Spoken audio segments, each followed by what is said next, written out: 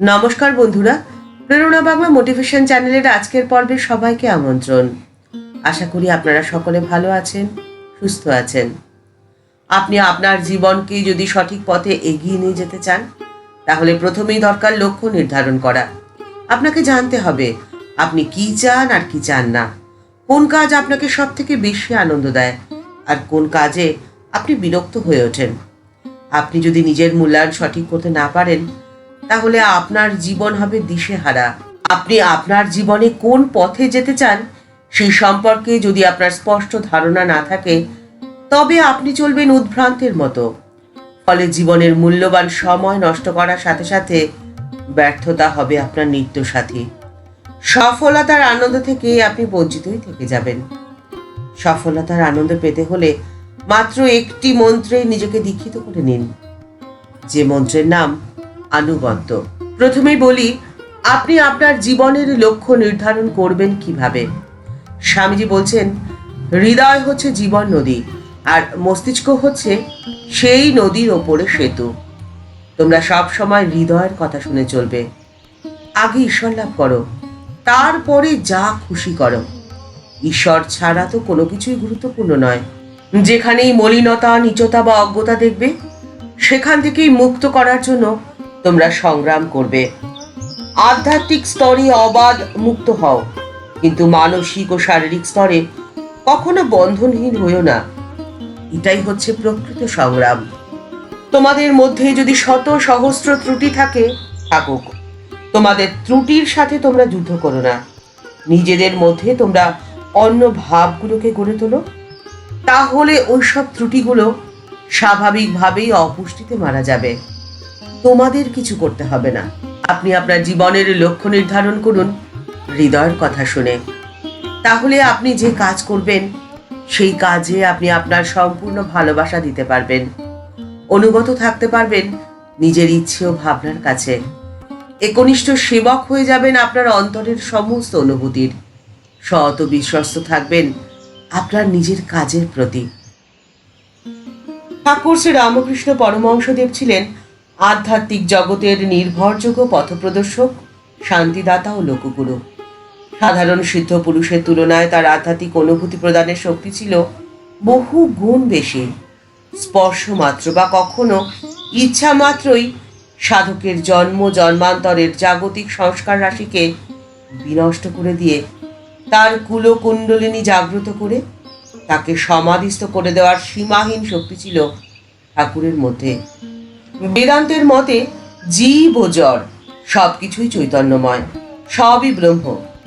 দক্ষিণেশ্বরে একদিন ঠাকুর যখন এ বিষয়ে আলোচনা করছিলেন, তখন সেখানে উপস্থিত ছিলেন নরেন্দ্রনাথ দত্ত।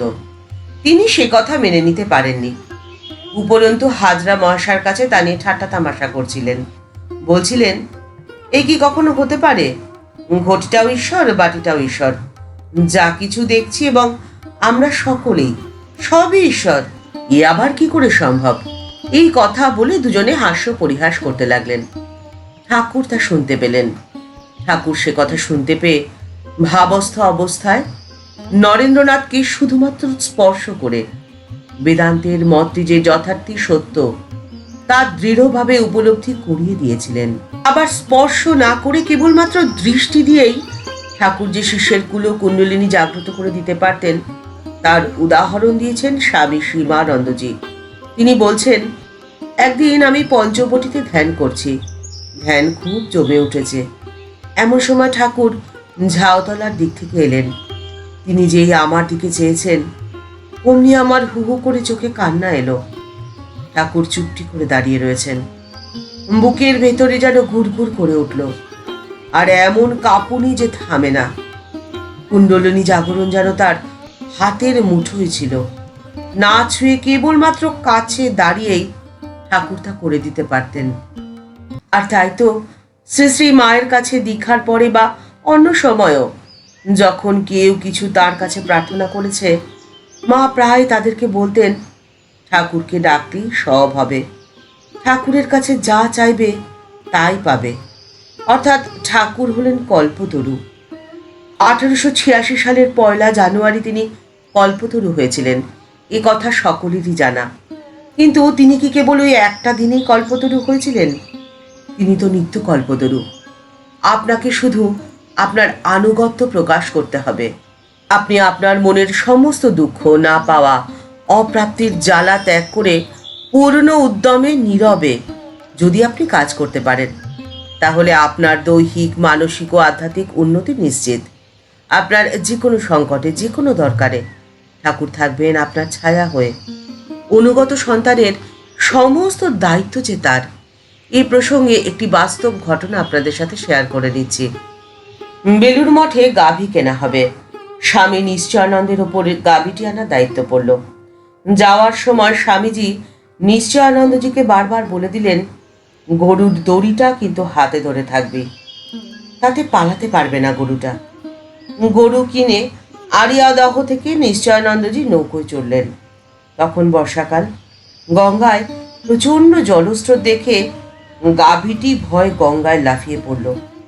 আর হাতে দড়িসহ নিশ্চয়ানন্দজিও উপায়ন্তর না দেখে গঙ্গায় ঝাঁপ দিলেন এবং ভীষণ স্রোতের টানে মুহূর্তের মধ্যে অদৃশ্য হয়ে গেলেন। গুরুর বাক্য মনে করে অবশ্যম্ভাবী মৃত্যুর সাথে লড়াই করতে লাগলেন। ইতিমধ্যে মঠে খবর পৌঁছে গেল। মঠের সবাই উদ্বিগ্ন এবং আতঙ্কিত হয়ে রইলেন। স্বামীজিও বড়ই চিন্তান্বিত। কি হবে এখন? ঠাকুরের শরণাপন্ন হলেন সকলেই। কিছুক্ষণ পরে শালকিয়ার কাছে এসে পাড়ে উঠলেন নিশ্চয়ানন্দজি গাভী সহ। বর্ষার ভরা গঙ্গায়, প্রবল জলস্রোতে গাভী সহ নিশ্চয়ানন্দজির সুস্থ শরীরে পাড়ে ওঠার ঘটনাটি নিঃসন্দেহে ঠাকুরের কৃপা ছাড়া আর অন্য কিছুই নয়। এ কথা সহজেই বোঝা যায়। আপনি আপনার জীবনের প্রত্যেকটি ক্ষণ, প্রত্যেকটি মুহূর্ত তাকে উৎসর্গ করে দিন, আর আপনি আপনার কাজটি করে যান ভালোবেসে, নিশ্চিন্তে। বাকি চিন্তা তার। ঠাকুর মা ও স্বামীজির চরণে প্রণাম জানিয়ে আজকের পর্ব এখানেই শেষ করছি। দেখা হচ্ছে পরের পর্বে। ভিডিওটি যদি ভালো লেগে থাকে তাহলে তা শেয়ার করার অনুরোধ করছি। আর আমাদের এই চ্যানেলটি ভালোবেসে যারা এই পরিবারের সদস্য হয়ে গেছেন তাদের প্রত্যেককে জানাই ভালোবাসা, শ্রদ্ধা ও প্রণাম।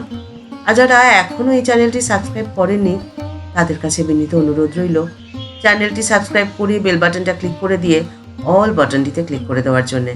তাহলে এই চ্যানেলে ভিডিও আপলোড হওয়ার সাথে সাথেই আপনার কাছে নোটিফিকেশান চলে যাবে। সবাই ভালো থাকবেন, সুস্থ থাকবেন। নমস্কার।